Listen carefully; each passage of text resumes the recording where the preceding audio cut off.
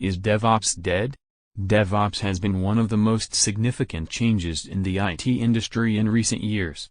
It's a methodology that combines software development and IT operations to improve collaboration and increase the speed and quality of software delivery.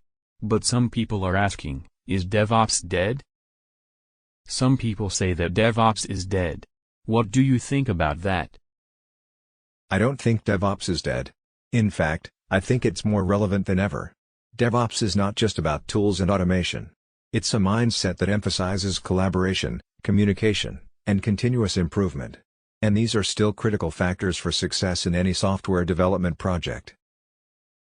DevOps has been instrumental in helping organizations transform their software delivery process. By breaking down silos and bringing development and operations teams together, DevOps has enabled companies to release software faster and more frequently. But some people say that DevOps has reached its peak and that it's time to move on to something else.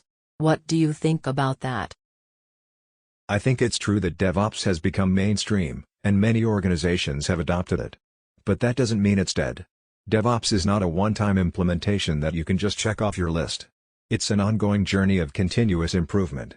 As technology and business needs evolve, so does DevOps. DevOps is not dead.